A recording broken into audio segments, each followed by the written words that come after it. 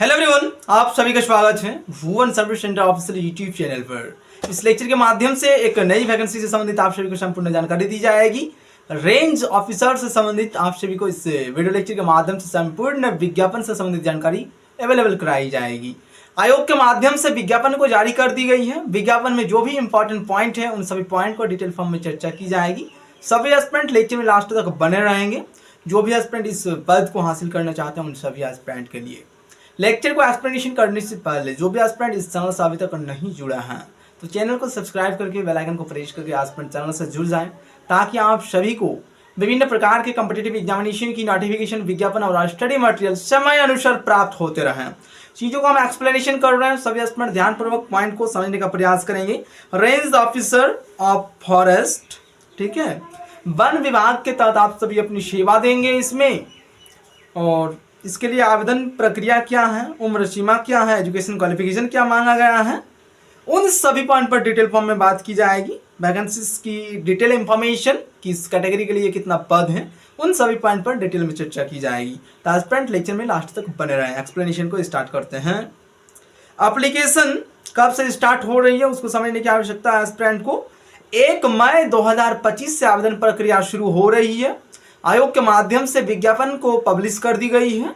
अभी आप सभी सिर्फ विज्ञापन को पढ़ सकते हैं, अध्ययन कर सकते हैं, चीज़ों को समझ सकते हैं, लेकिन आवेदन नहीं कर सकते हैं। 1 मई 2025 से आवेदन प्रक्रिया शुरू हो रही है।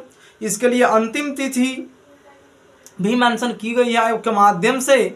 1 जून 2025 मेंशन की गई है अंतिम तिथि इस वैकेंसी से संबंधित। इसमें जो भी एस्पिरेंट अपियर होंगे उन सभी एस्पिरेंट के लिए उम्र सीमा भी मेंशन की गई है। Minimum age criteria 20 year mention की गई है, यानी जो भी एस्पिरेंट इसमें आवेदन देंगे उन सभी एस्पिरेंट की उम्र सीमा कम से कम 20 वर्ष होना आवश्यक है। तभी एस्पिरेंट उम्र सीमा के आधार पर आप सभी इसमें एलिजिबल हैं। अधिकतम उम्र सीमा 37 वर्ष सिर्फ पुरुष कैंडिडेट के लिए, और अधिकतम उम्र सीमा 40 साल फीमेल कैंडिडेट के लिए। जो भी महिला कैटेगरी के उम्मीदवार होंगे उन सभी उम्मीदवार के लिए अधिकतम उम्र सीमा 40 वर्ष मेंशन की गई है। पुरुष उम्मीदवार के लिए अधिकतम उम्र सीमा 37 साल मेंशन की गई है। यह रही एज क्राइटेरिया। आयोग के माध्यम से क्रूशियल डेट भी मेंशन की गई है। 1 जनवरी 2025 इस वैकेंसी के लिए क्रूशियल डेट मेंशन की गई है, एज से संबंधित कट ऑफ डेट, ठीक है। नेक्स्ट पोस्ट का नाम है रेंज ऑफिसर ऑफ फॉरेस्ट, ठीक है। डिग्री क्या क्या चाहिए एजुकेशन क्वालिफिकेशन के रूप में, तो एस्पिरेंट इसमें आवेदन दे पाएंगे उसको समझने की आवश्यकता है। एस्पिरेंट को bachelor degree with one of the subject animal husbandry and veterinary science, botany, chemistry, geology, mathematics, physics, biotechnology and zoology, इन सभी में कोई भी एक डिग्री है एस्पिरेंट के पास तो एस्पिरेंट इस पद के लिए एलिजिबल है। और एक चीज़ यहाँ पर मेंशन की गई है, ठीक है, उसको भी समझने की आवश्यकता है। एग्रीकल्चर और फॉरेस्ट्री अथवा इंजीनियरिंग, इन सभी डिग्री में से कोई भी डिग्री एस्पिरेंट के पास है एजुकेशन क्वालिफिकेशन के रूप में तो एस्पिरेंट इस पद के लिए चयनित हो सकते हैं। आप सभी एलिजिबल हैं, निश्चित रूप से इस पद के लिए आवेदन दें, ठीक है। अब हम एक्सप्लेनेशन कर रहे हैं वैकेंसीज की। इस वैकेंसीज की डिटेल इंफॉर्मेशन कैटेगरी वाइज, किस कैटेगरी के लिए कितना पद है, ठीक है। Range officer of forest unreserved category, total number of vacancies 2। EWS candidate के लिए total number of vacancy 1। EBC candidate total number of vacancy 3। Next BC candidates के लिए total number of vacancy 7। Next BC female candidate के लिए total number of vacancy 0। BC female candidate के लिए कोई भी यहाँ पर पद नहीं है। एससी कैंडिडेट्स के लिए टोटल। तो अब नेक्स्ट पॉइंट का हम चर्चा करेंगे।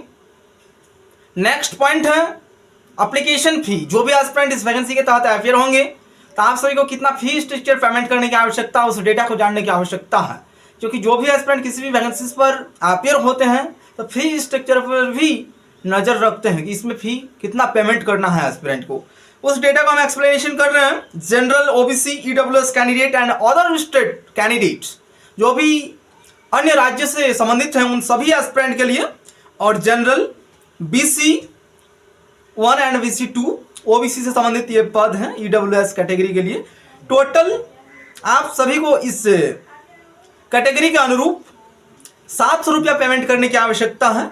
ठीक है, नेक्स्ट पॉइंट है SC ST कैंडिडेट के लिए आप सभी को टोटल 400 रुपया इसमें पेमेंट करने की आवश्यकता है, तभी एस्पिरेंट इस वैकेंसी में ऑनलाइन मोड में अपना एप्लीकेशन फॉर्म को सक्सेसफुली रूप से सबमिट कर पाएंगे। जब एस्पिरेंट अपना एप्लीकेशन फॉर्म को सबमिट करते हैं उससे पहले ही आप सभी को एप्लीकेशन फी को पेमेंट करने की आवश्यकता होती है, तभी एस्पिरेंट एप्लीकेशन फॉर्म को अंतिम रूप से सबमिट कर पाते हैं।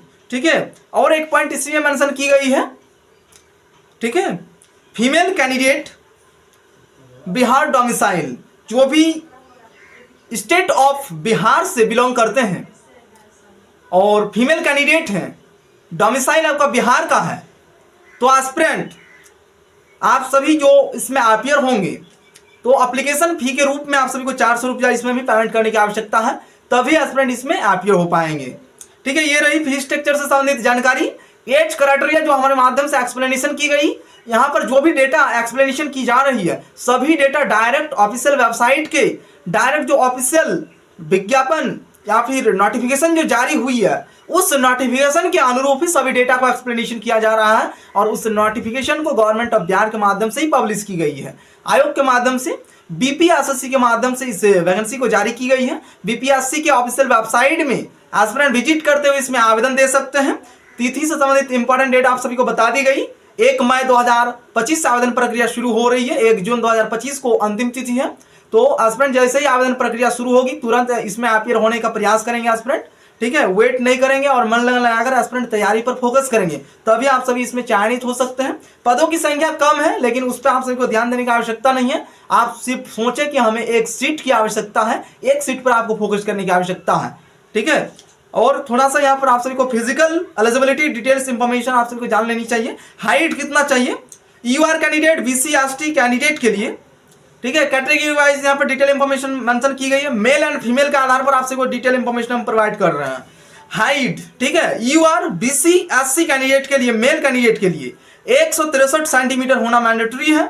UR BC SC candidate female उन सभी एस्पिरेंट के लिए, ठीक है, यहाँ पर 150 सेंटीमीटर की आवश्यकता है, और जो फीमेल कैंडिडेट ST हैं उन सभी एस्पिरेंट के लिए 145 सेंटीमीटर हाइट की आवश्यकता है, तभी एस्पिरेंट इस पद के लिए एलिजिबल हो पाएंगे। ठीक है, चेस्ट कितना होना चाहिए मेल कैंडिडेट के लिए 79 से 84 आप सभी की सेंटीमीटर होनी चाहिए चेस्ट का।